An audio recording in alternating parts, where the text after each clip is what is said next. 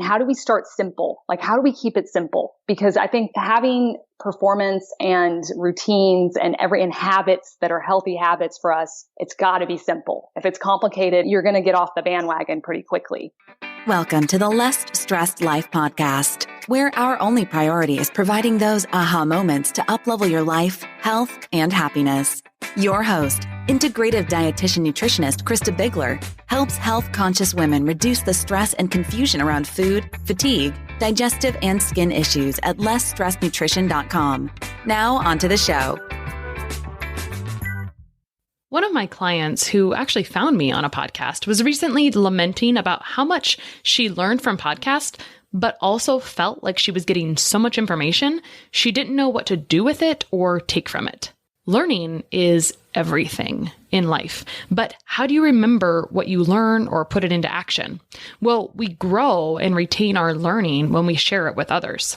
That's why I want to invite you to my new Facebook group for the Less Stressed Life podcast, the Learn, Grow, Share Circle.com.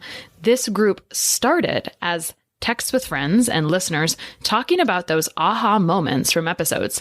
I thought, why don't we all get to have this talk? When you listen to an episode and wonder, did anyone else try that? I want to be able to share updates and things I've learned since the episode recording. And now more than ever, community is of paramount importance. To join the group, just go to learngrowsharecircle.com and join the conversation. I called it learngrowsharecircle.com because that's really how I see this. That's how I feel about podcasts. You want to share your aha moments, your wins, your questions, your thoughts to get the most out of this podcast. I'll see you there. All right. Today on the Less Stressed Life, we have Katy Kvalvik. She's the creator of Harmony Method, a blueprint for work-life harmony, and is a certified executive coach that provides personal and professional development services to transform and inspire today's leaders. She's an expert in advanced communication skills for high-stakes conversations and presentations, influence and negotiation, and leadership development. After overcoming multiple life-threatening injuries or life-altering injuries and relearning how to walk, she dedicated her life to empowering leaders to fulfill their missions and live out their life purpose. She's been featured all over, from today's corporate brands, including Sony, American Express, Beachbody, Singularity University, to tech startups, just to name a few. She speaks on integrative health regarding stress reduction, chronic pain, and chronic fatigue, and she specializes in helping individuals build resilience, increase high-performance mindset, and achieve sustainable results by incorporating health and wellness strategies into everyday life. Welcome, Katy. Thank you so much, Krista. I'm excited to be here. Yeah, I'm excited to talk about this topic. It's such a timely good one. I get a lot of pitches around podcasts into my inbox. Sometimes people ask me that, where do you find these people? Sometimes I know them. Sometimes they come to me. And your discussion today, or the topic that we're going to cover a little bit, is about work from home performance, or how to enjoy working from home, or all the things and the pains surrounded by working from home, which can be a good and a bad thing. And if you're just transitioning into work from home life, there's definitely some barriers that can present. But before we get into that, let's talk about those life-altering injuries and kind of how you got to where you are. Where did Katy start, and why are we now talking about this topic?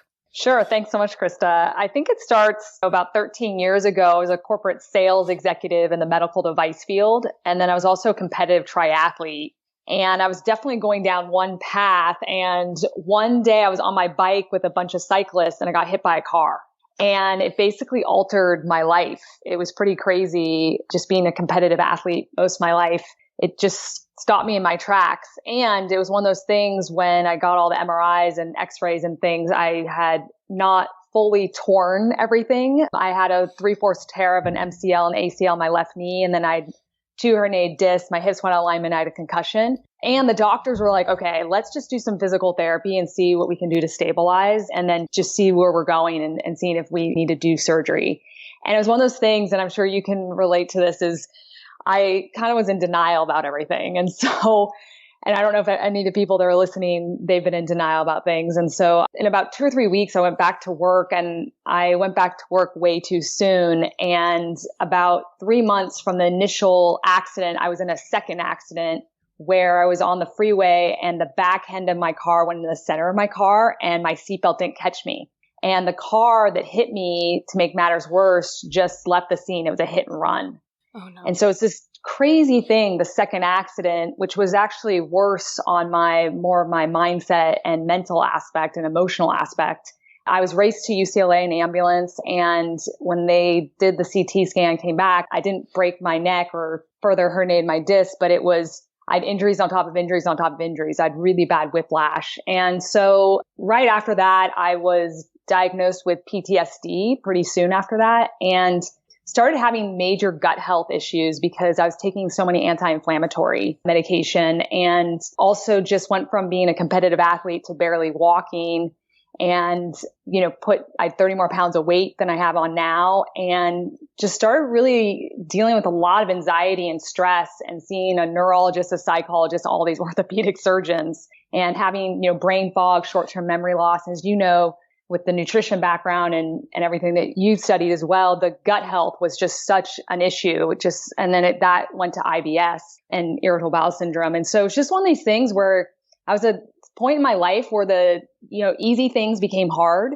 And I don't know if people can relate to that too. It was crazy. I remember I was in my kitchen one day and I was going to reach for some plates, and my neck literally got frozen in one position, and I had to go to my physical therapist and get it, it was like to the very left, and I had to get it more so it was centered.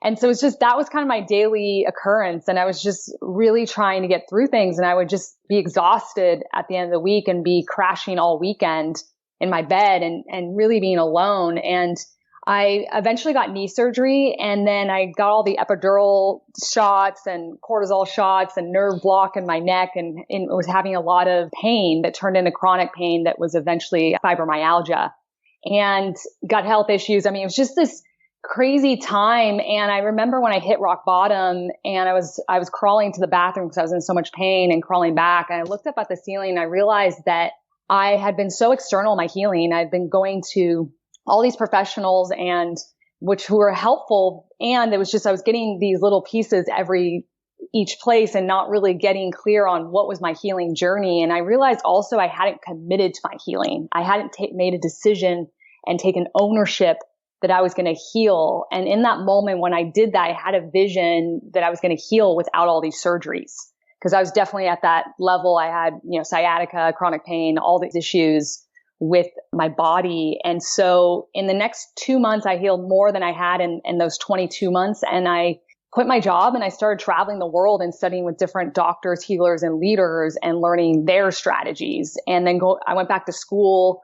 I became a board certified health counselor and a yoga instructor. And really about 4 years after my first accident, I healed completely. I didn't have to get the surgeries. My gut health issues went away. I could think clearer, was focused. It was crazy. And part of that too was I starting to take on clients and working with people. I realized right away that I work really well with leaders and high achiever type people, and looking at performance. And so I went back and became a certified executive coach, and then just kept going and became a, trainer of neurolinguistics programming, NLP, emotional mental release techniques. And what I realized in my path and in the struggle and challenge, and some people that are listening to this could relate to this too, is that you learn about your character. You learn, some maybe hidden abilities, because I had to do all this problem solving because it was so hard. There wasn't one person that was saying like, okay, this is what you have to do. I had to really piece things together and do a lot of experimentation, and then do a lot of research and education. And so about 8 years ago, one of my teachers just said, you need to create curriculum. You got to share this with the world because people are suffering. And so I started creating the Harmony Method, which you had announced and spoke about. And that was really looking at how I could look at communication, mindset, and integrative and holistic health for healing and high performance. And so I did a 5 online program series, and then created a coaching program out of that. And then I created a leadership development program as well. And then my company was acquired 2.5 years ago by Southwestern, which is a big company. The global headquarters is in Nashville. And now I'm in a spot where it's kind of this next chapter. And so it's been amazing being able to speak and help so many people and work with thousands of people and see results within their healing and their performance, but also in leadership development as well. And really, how can my life purpose is really to create global impact by empowering leaders and people with these skill sets so they can fulfill their mission and really live their deeper life purpose. So that's kind of how I got to where I am now. And I'm so excited to be here because we have so much to talk about, especially with what we can do within our performance at home during COVID. And since we're in this new normal that we're in right now. Yeah, thank you for that nutshell. And I would say that I think that happens more often than sometimes gets talked about, which is you have kind of a physical trauma that becomes all of these other things on the inside. And I sometimes talk about things in a triad because it's simpler. I always like to oversimplify or put things kind of in buckets. And I always say you can deal with something from kind of a structural angle or maybe a nutritional angle, which is usually a little bit more than we usually think it is. And then also the emotional and the mental and physical angle in that way. So that emotional piece. And I know that wasn't all emotion, but it was very inside out healing from a different way. As you said, you were going about it from very physical, external ways, and then you decided to look inside yourself. So pretty interesting story. So let's get into today's topic, which is really a common struggle that people are dealing with right now. In fact, this week, my kids are home for school for the first time since we've gone back. And so everyone's kind of got their own little version of that story, working from home, having kids at home, etc. And before COVID, I had friends that would go from working in corporate and start to work at home. And I would watch that struggle because there was a big change from structure to like, okay, I've got to create my own thing now. So let's talk about thriving when we're working from home, because there's so much we can go, so many angles we can go down here. But let's talk about just generally what's going on when people are working from home. Like, what are the issues you're seeing and what are some options to deal with those issues? I mean, the biggest issues is that there's so much uncertainty and there's so much unknown. And I was just writing an article about this, is that our work routine is just out the window and our normal routine. And it's really what I've been working on with people and speaking about is building resilience and how we can overcome adversity positively and to be navigating, as you said, thrive. How can we thrive through this situation that we're in so much uncertainty? It's a changing environment every single day. And especially if we have kids and work, there's just a lot to navigate. And so I really relate to that. And then so many clients I work with as well. And so I think the first step is really that we have to slow down to speed up because there is a lot of chaos. And so it's slowing down to speed up is getting clear and getting organized and setting priorities and boundaries. And so it's slowing down, getting clear on what are the priorities every single day. And that might be, especially if it's something, if there's a lot of stress going on, is how do we bring in some structure to create freedom and to create within this uncertainty? And so to me, it's really about, again, getting organized on your to-do list, but it's also what is that won't do list, right? What are those things that do take you off your center, and especially being at home, that might be a time suck or a time waste, like maybe binge watching too much on Netflix or online shopping or being on social media too much. You know, making a list of what are those things that take you off the path or what is taking or making a distraction or maybe fragmenting your thoughts and where your attention needs to go. And so making that list and getting clear and then being able to prioritize and then being able to communicate that and have boundaries around that, especially with the people you're living with and at work. What does that look like exactly? And be able to communicate it clearly and set it up prior. So I think a big thing here with at-home performance and looking at thriving is making sure that we create and prioritize a morning routine or routines so that we have habits and routines in place so that we're not having to be in this thinking of our thoughts everywhere, because that's what happens when there's fear and uncertainty. We're having to adapt. There's a lot of distractions.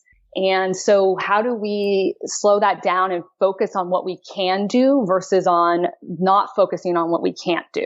That's a lot of times what happens. Yeah, you wake up and react, right? So I love this. That step one. So we're trying to get tangible here, which is maybe sitting down and drawing a line through the paper and making what's working and what is not working. I'm not going to do this anymore. And then creating a morning routine. So one of the things I think we get stuck on sometimes when we create a morning routine is maybe you go for a while and then you're like, oh my gosh, I got to jump straight to this next thing. So I think I spent quite a bit of time kind of figuring out what I liked in a morning routine, but I had another guest that said something that hit me very profoundly. She said, I have my like Cadillac routine in the morning, and then I have my simple one. And so what would you say to someone who says, I don't really have time for a routine? What would you walk them through? Oh, I got a lot of things here. So the first thing I look at is the morning routine starts the night before or the day before. And so it might be the last 20 minutes of your workday or the last half an hour before you go to bed. And it's planning out, what time you're going to wake up, what are your clothes, making sure your clothes, all the mundane tasks are done the night before. And so making sure that's really clear. And then just piggyback on what you were saying, what I like to do is I like to have an ideal, middle, and acceptable, I call it AIM, ideal, middle, and acceptable routines. And what that means is a lot of times when we have this idea that we need to have a routine, which could be exercising to stretching to breathing to yoga, we kind of think like we need an hour, we need 45 minutes. And that's just not true. That could be in an ideal situation when you actually have that time, but a lot of us don't have that time. And so what is an acceptable or middle version where it could only be 10 minutes of just, walking around the block twice, doing some breathing exercises or stretching, and you're ready to go? Or it could be even simple as like 2 or 3 minutes of jumping jacks in the morning. And how do we set the tone for the day? So again, it starts the night before with setting up how you're going to go to sleep, because we want to sleep really well. And that's a huge part of, stabilizing our blood sugar and having consistent energy through the day. So planning out the next morning, but then also having a night routine, even if it's taking a hot shower before you go to bed. So you have a transition just to slow down so your body can really get into that transition into deeper rest and be able to wake up and go get into it right away. There's no thinking involved. So you're planning it the night before. So your alarm, you're not going to be hitting snooze. It's how do you get out of bed and you get right into that planned routine. And how I like to start it is with some breathing. If it's just even for 30 seconds to slow down the breath and to elongate the breath, because then you're going to be stimulating the parasympathetic nervous system, which is your rest and digest part of the nervous system, and to also allow you to take time to set an intention for the day. Because I think with what's going on right now so much in COVID and to build resilience and to thrive is that we have to be more intentional. And I know it's this time that, we can't get away from ourselves because there is a natural busyness pre-COVID that we could be, in a pace that could be a level of distraction going on, but that's kind of how we maneuver. But now we're in the spot where we're mostly at home. And so how do we bring intention into everything we do? Even if it's simple, even if it's just starting with 5 or 10 minutes a day of that morning routine. So again, getting back to just doing some breathing where we elongate the breath, what I recommend is putting your left hand on your heart and your right hand below your belly button and really breathing into your whole entire body. Because what happens is when we're stressed, most of the time our breath is in our upper chest or even our throat. And we have these short breaths, which our breath is connected to our thoughts. So a lot of times when we're distracted, we can't focus and we feel like just the day goes by and we're not getting things done and we feel all over the place.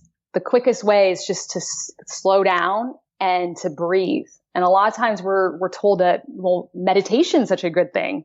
And I believe meditation is great. I love meditating, and we need to slow down and just do the first step. And that's learning how to breathe correctly and to elongate our breath, which is going to really calm us down. And so we can just be putting one foot in front of the other. And then to me, after the breathing and setting intention, it's getting up, doing your normal, going to the bathroom, brushing your teeth, having 2 glasses of warm water so that you can start hydrating because you're so dehydrated in the morning.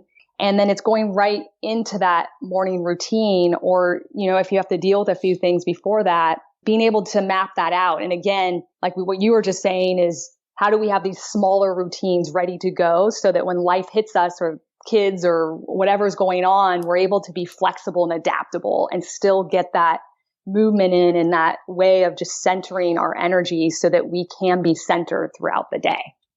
Yeah, I'm a person who relies a lot on accountability. So I had to download an app that kind of walked me through building that routine. And then I also had to get realistic. I think as humans, we are chronically unrealistic for everything, absolutely everything. Has anyone ever created a to-do list and not gotten everything done on it?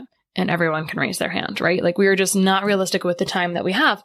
And so going through that process helped me realize like, oh, what I mapped out as 45 minutes is really 3 hours because I just continue to snooze it. But what you're talking about here, like what are the non-negotiables, which is if you need to wake up and not just be reacting, you need to wake up and take some gratitude in your breath.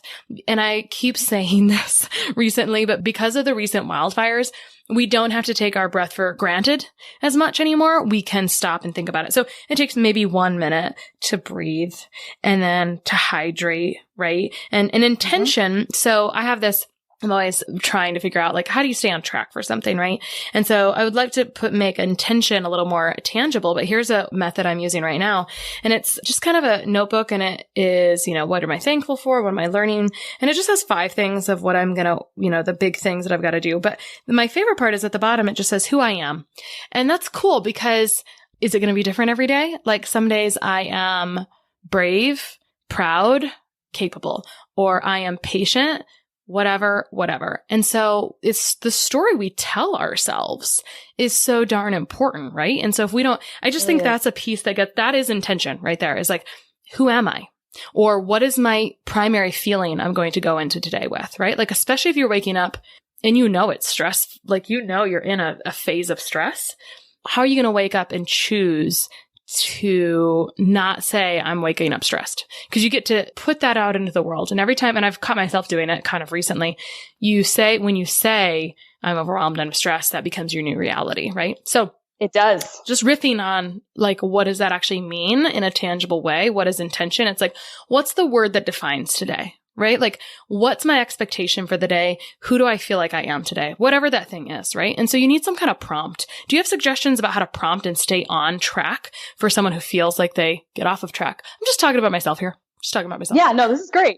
I think everyone can relate to this because it is challenging, especially when we feel like we're in Groundhog's Day every day. And I think the first step before we even look at prompts is examining our limiting beliefs and what is our self-talk. And being able to observe it, being able to disassociate and to observe it, to even be aware of how are we even talking to ourselves? Is there self-kindness going on?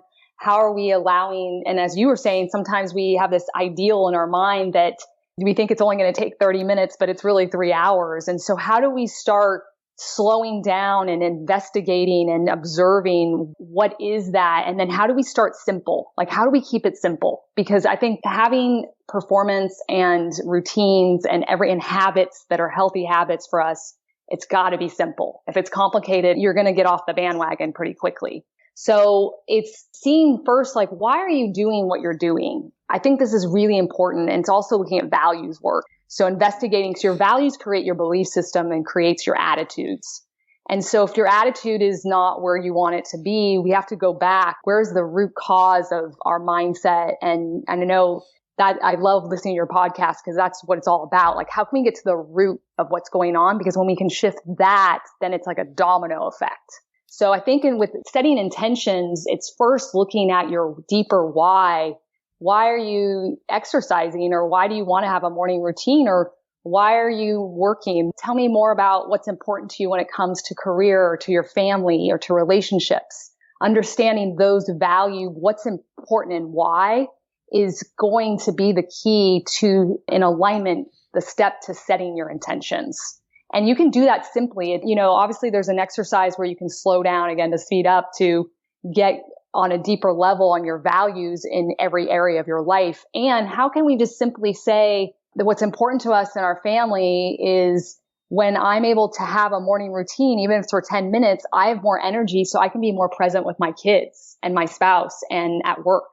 And so knowing why you're doing what you're doing and not getting caught up in the minutia of the everyday to-do list and just feeling stressed. And being able to, like what you're saying with gratitude, what are these simple things where it's just naming 3 things you're grateful for in the morning and connecting to that. And then connecting to a feeling or emotion you want for an intention. That's a great way to start as well.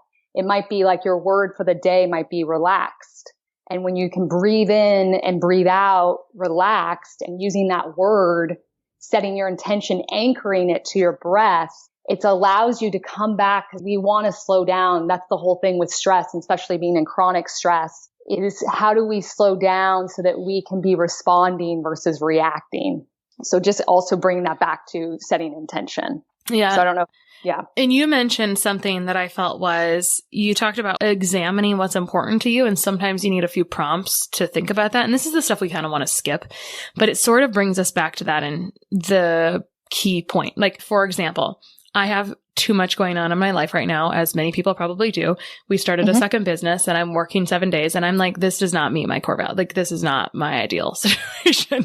I do not, this does not, my husband said, well, isn't this worth it? And I'm like, this does not match the core values I have for myself. That was exactly my response. And I don't even know, like, I couldn't even tell you exactly, like, I know what some of my values are, right? Integrity, accomplishment, like, the things, right? But I can't always tell you what they are. And so my point is, you were talking about values, and then you were also talking about how that draws to the reward, which is, oh, if you do these things, if you're intentional in the morning, don't you think you could enjoy your family and your children, et cetera? Because sometimes we wake up and we're reacting and we're like, oh my gosh, get your shoes on, get your backpack. Why don't you have a water bottle filled? Did you do your homework? All those things. And instead, because again, that morning routine could start the night before. We've all been guilty of that. But instead, thinking about the reward of what we really want, because as parents, we want to enjoy life. Like, I'm pretty sure we do. Experience and right. Connect. Right. Yeah. We don't want to be like yelling, like dragging our kids through life. I don't think. So I just wanted to piggyback on that because I heard you talk about the reward, but sometimes we have to be able to see what that reward is in order to do the work before it, right? That's how you create the habit. It's like, oh yes, that's the reward. I want to feel in the day like I'm refreshed and not like I'm drained at the end of the day. That's like, that might trigger like a reward center for some of us, right? Completely. And if we're looking at that habit loop and we're looking at what is that trigger routine and then what is the reward, it's getting clear on what that is. And I think within values work, it's not only knowing what's important to you, like you were starting to list your values like integrity and accomplishment, all these things, but what does it mean to you? Because at the end of the day, that's what we connect to is meaning. And you and I could be speaking about the same thing, but we could mean something completely different. So like, for instance, you have this new business going on, there's all these things going on. And I'm curious, like being able to communicate clearly what those values are, but also what do they mean to you? And so that with your family and husband and everyone else within, even in work, that's where you're connecting, is at the meaning, because that's where the disconnect could be. And so it's just taking that, what we were talking about, just slowing down. A lot of times we just want to move through these types of exercises, is once we get clear on what does this mean to us, and then we can connect to that, that's where you get the deeper why and the motivation and inspiration. And that's where you want to take action from and to create momentum out of that. So let's actually dig into that for a moment, because while that might make sense, let's bridge that. So what do your values mean? Give me some examples. So tell me about some of your values and what that means to you and how it might mean something else to someone else. Yeah. So for instance, a value that's big to me is empowerment and empowering others and empowering myself. And what that means is for me to be fully confident and clear and to be able to really step into my deeper purpose in life and to be acting and being in alignment. There's a congruency that goes on there, where on a physical, emotional, mental, spiritual level, I'm congruent. And so if I asked you, what does empowerment mean to you? I guarantee you're going to have a different definition. Mm-hmm. Yeah. It might be similar, but then it's like, how do we collaborate within that meaning, within a family discussion, within a relationship discussion, within a business partner discussion? How do you take the values to that next level where you're able to express what that meaning is? And that's where you're going to get the motivation from. So another value, and you've already said it, is an integrity. Integrity is very important to me, that I keep my word, that I'm honest and trustworthy. And it's also this congruency aspect, really understanding the deeper elements of my life purpose and making sure that in work, in my relationships, in all aspects, that I'm in integrity. Because what I really learned in my healing process and my healing journey is when I'm out of that integrity or that alignment, my body, I get inflammation and have pain. I have issues with my digestive system. I mean, it's amazing how our bodies are communicating. I always say that the body will always tell me what the mouth will never say. And so I'm very clear on an intuitive level as well, down to just understanding even the foods I eat. There's an integrity that goes on that I know for me to feel my best, because it's all about, for me, it's about feeling that energy, feeling that you're in that center is most important. And so these value words help you get to that place where you do feel great all day and you can sleep really well at night because you're in that alignment. And so there is work there. And the first, like the baby steps is just doing that elicitation. So there's different values exercises where they actually give you the words. I actually recommend just to do it with your friend or a family member where someone just elicitates and says, you know, what's important to you about career or what's important to you about family? And you just start dumping. There's 3 or 4 dumps of words. It could be, you know, integrity, trust, support, love. I mean, you can just keep going. And then the next step would be, well, what does love mean to you? I mean, just think about having that discussion with your spouse or a relationship you're in is, what does love mean to you? And that opens up a whole level of deeper connection and getting to the deeper structures of how our belief systems are working versus the surface structures. And that ultimately is what we want to connect with and experience, especially as parents too. We want to have at the end of our life, that's what is going to be most important, is that it's not going to be about these material things or what we necessarily did. It's the experiences. And did we experience life and love and connection? And so how do we prompt to get to these deeper discussions to create these experiences where it's more meaningful and connection? And so this is all going back to intention. I know we started with just setting a simple intention for the day, and there's deeper wisdom and deeper connection here that really can bring it so that every action is meaningful to you. And that's where you can get a lot of energy in your life. Yeah, we could keep going on that. But if we back up to the bigger topic, which is the topic is really, how do we manage stress levels while working from home or work from home performance? And the first thing we talked about was really stress resilience. And the first step of stress resilience was really creating a morning routine, knowing what you won't do. What else is under the bucket of managing our stress levels while working from home? Sure. So looking at resilience studies and data, there was a lot of moving variables, but 2 are main that are very consistent. And it's kind of picking back to what we were just saying. It's a level of purpose and then a supportive environment. And so I think let's talk a little bit about setting up a supportive environment. And I think the first step there is it's in an internal and external environment. And so it's looking at how we can examine the clutter and organize it.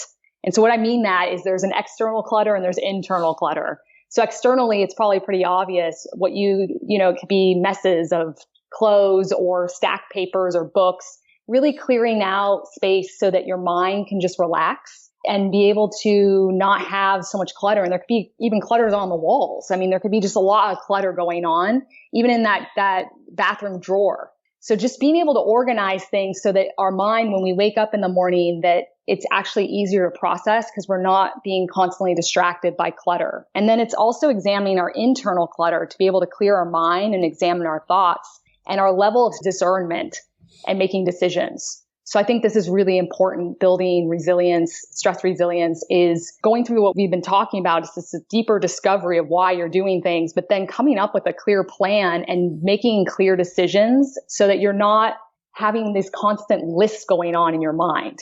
And that to me is a big part of this clutter that can happen on an internal and external level. Well, I think what I'm hearing you say is you start with the end in mind. You first decide, how do you want to feel?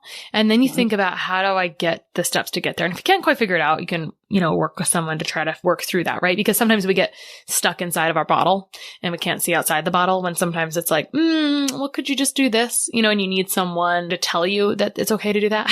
That does happen sometimes. So really starting with, how do I want to feel maybe at the end of the day? And then what are the things that are going to contribute to that? So environment, at least, because routine can be a fleeting thing sometime. We can talk about that, but at least starting the day with something that makes you feel like, if you complete these 3 steps, drinking this water, breathing, and setting your intention, will you feel accomplished then? Will you feel like that ticks a box essentially for you? It's all about the meaning you put on it. And so to me, it's even investigating, what does success mean to you, or accomplishment, and being a kind of a survivor, being an overachiever most of my life. in my healing process, I really had to examine these things. Was how do I, focusing in life, how do I reflect if I've been successful that day or have self-worth or, understanding it's so different than it was 20 years ago for me. It's really another level. If I'm relaxed and focused and calm, that is success to me versus trying to do 20 more things and I didn't get to everything on my to-do list. There's a level of the middle path or moderation there where you have to meet yourself halfway. And I think it's slowing down. We could say like, hey, yes, it's about setting the intention or the routine the night before, waking up, breathing, doing all these things, but just more things in your day. How do we slow down and really examine what are things that we need to have a plan about and then take action and to reflect, and how do we put meaning on that we've been successful? And I love what you're saying is, one of the ways we can do it is work backwards of what is the feeling we want to feel all day and how do we manufacture that? And so I have two more steps within this kind of building this resilience and thriving that we could go over to. I think it's, again, once we have clarity, I kind of look at the first step is discovery. We kind of have to deconstruct to reconstruct. So we're going backwards to go forwards. Yes, we could just say, hey, let's do more things. But I really think there's a deeper thing. If we can align to that and be able to deconstruct and discover, then we act, we get clarity from there, and then we set strategies, and then we figure out what I call maintenance. How do we get sustainable results and maintain our results? Not just it's good for 30 days or 60 days or a week or 2 days. So that to me is this work, this intentional work is so important, even if we just do it for 5 minutes just to set things up. So I think a second area to look at is how to build awareness around your habits and having awareness. And so what I do is I do an activity where it's looking at stopping certain habits, continuing certain habits, or starting. So it's kind of getting back to that won't do list or the to-do list, but it's, stopping certain habits that that aren't good. Like again, watching too much Netflix binging or social media, hitting the snooze button. Things you might want to continue is like eating a healthy diet that's mostly whole foods, mostly vegetables. And starting could be, again, this just starting a routine. So keeping the habits simple and consistent. And then the third tip here within this, I think is really important, is once you figure this clarity out and you start kind of building just a simple strategy. Again, I don't think this has to be complex. How do you ask for support in your environment? How do you communicate? Communication is such a key component here. How do you get support from your family, friends, coworkers, and your community by setting up accountability partners or mentors, as well as just communicating boundaries with your spouse and your kids and your family and your work? And so to me, it's about first making a list of goals and habits, which we're looking at and what you want. And then it's determining that environment, the support you need to accomplish that. And then it's really how do you directly communicate what that looks like so you can enroll everyone around you to support you. So it's not this like you're fighting against it every morning or fighting against it throughout the day. How do you have discussions with your family or your spouse or your business partners ahead of time? And how do you enforce boundary work? Because that's really how you're going to get sustainable habits and routines and structure so you can thrive and have this at-home performance that we're speaking about. And that's kind of the answer to anything. I could call the question, how do you stay on track when you're doing back to school, like when you're doing school at home? Or how do you stay on track when, I don't know, when you need a routine that fits your personality, or like so many things. Or like I feel like when you work with high performers, sometimes it feels like there's nothing we can't do. We should be able to do this. Like, I don't have a problem. Everything is fine. Like, I just have to keep going. And so I think you have to go back to awareness there, right? Like, so really the steps to stress resilience that you're discussing here are one, discovery. And there's a lot of options here. It's examining like what your values are, how you want to feel. We kind of riffed on that for quite a while. Awareness around habits. So cataloging what's taking up a lot of time and not benefiting you. We talked about some of those things. What things that make sense to continue? Definitely going to continue brushing my teeth and start. I'm just kidding. And then what should you start? Right? So like, give me some examples. I think sometimes coming up with the things that to stop, sometimes, point out to us, especially one way to do this is to do like kind of a time audit, which is also no one wants to do, right? Like who wants to do a time audit? Cause it'll point out to you like why you don't have time to do things. But what are some examples of things that someone starts that really move a needle for productivity? I think something that someone starts is, again, examining, because again, when you create these habits, there's no thinking involved because it's unconscious competence. So you have to spend some time to just do it automatically. But once it's anchored in, it's how to stack the habits, basically. And so what are these mini routines? Like, for instance, every about 60 to 80 minutes, if I'm sitting, I get up and I do this thing I call morning stretches, where I go through each major joint in my system and make sure that I move it around, like doing shoulder rolls or neck rolls and hip rolls and doing different things, or maybe walking for 5 minutes. So there's certain things that I'm doing throughout the day to keep my performance. And also something that I look at with high performers, especially if you're trying to optimize, is rest is key. And so it's kind of having a different dialogue. I kind of switched it around. I know we've always heard work hard, play hard, but I think it's work hard, play hard, rest hard.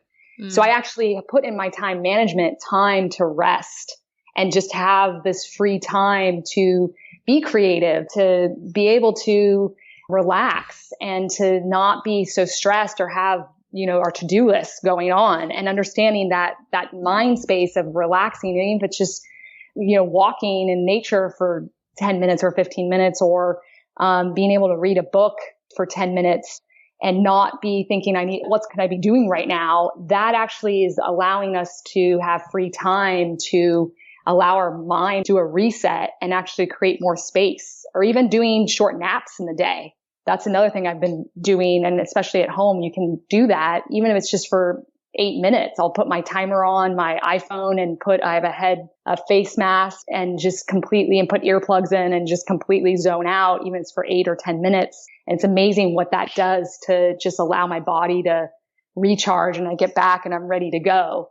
And so I think it's investigating what are these small things that you can do. And again, as achievers, we were like, let's do 20 things of these small things. What are just 2 or 3 things that you can start with?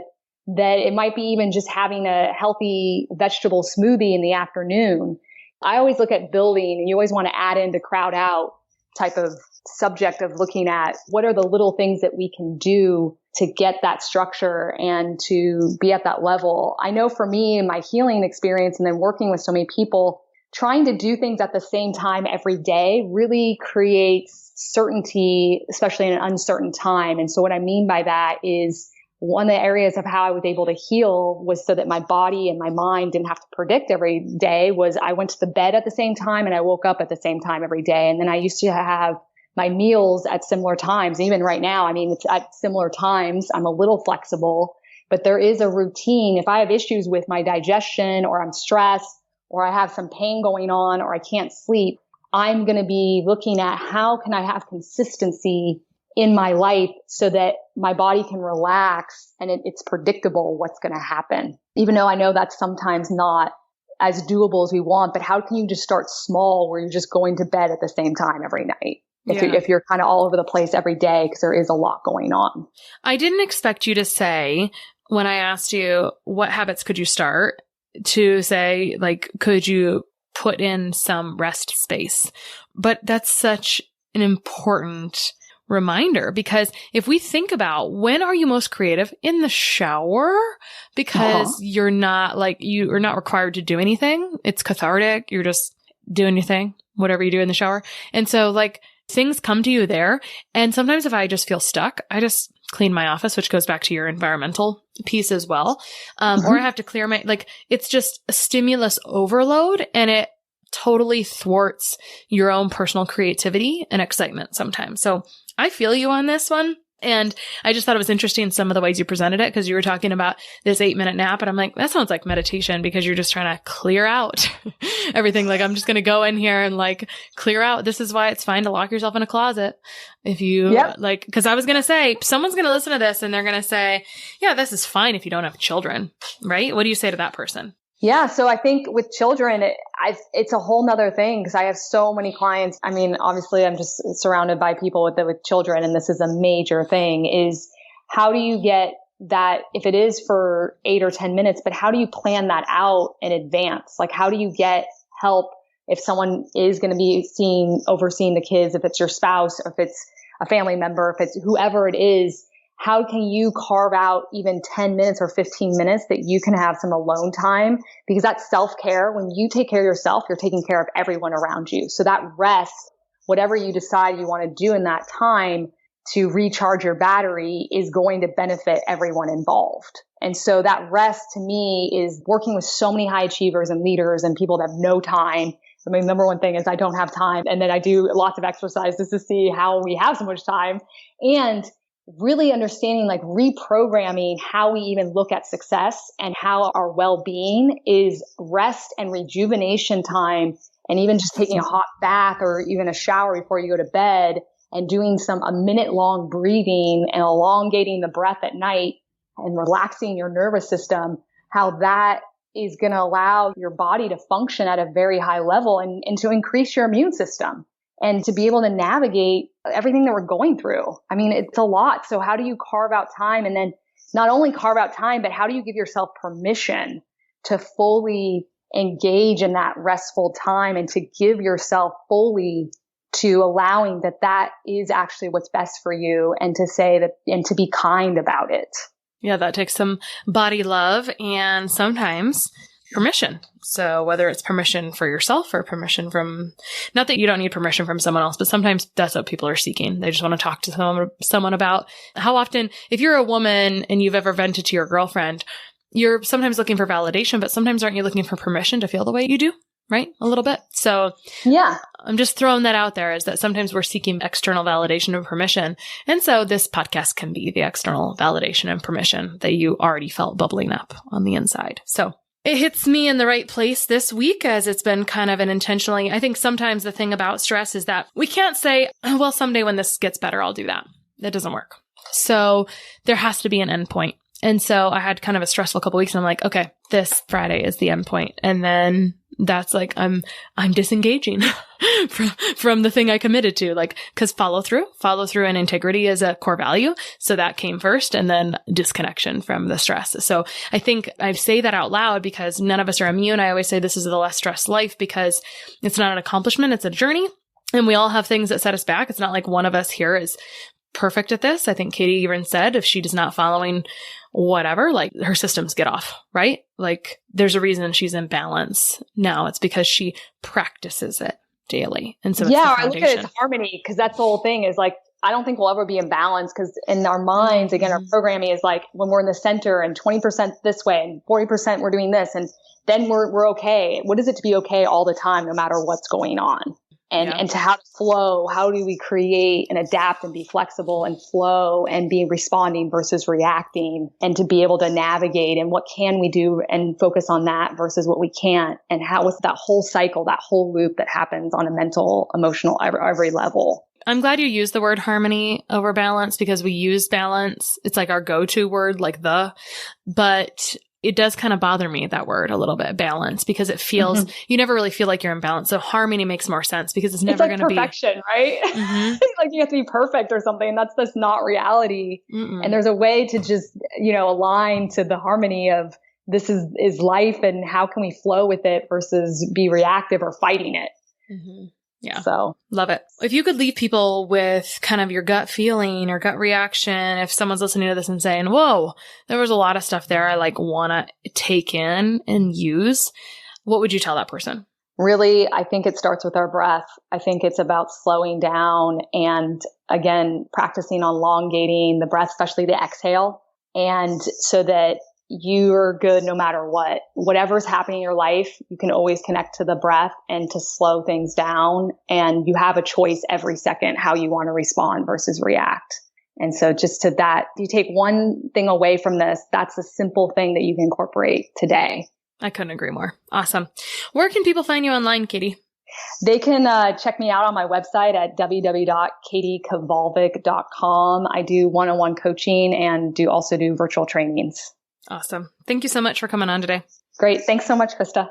One of the best gifts you could give us at the Less Stress Life is your feedback. We are paid in podcast reviews. If you enjoyed this or any other episode, please leave us a review. In the iTunes store or from your podcast app, just search for Less Stress Life as if you're not already subscribed. Click on the banana face image, scroll to the bottom where it shows the text of other reviews, and write a review. While you're there, hey, make sure you hit subscribe. For Android or Stitcher users, you gotta go to the desktop site and search for Less Stress Life and then scroll down to leave a review. Stitcher doesn't load Apple reviews on their site, so if you want, you can leave a review in both places. Your feedback means a lot to the success of the show. Thanks so much for taking the time to do that. You rock.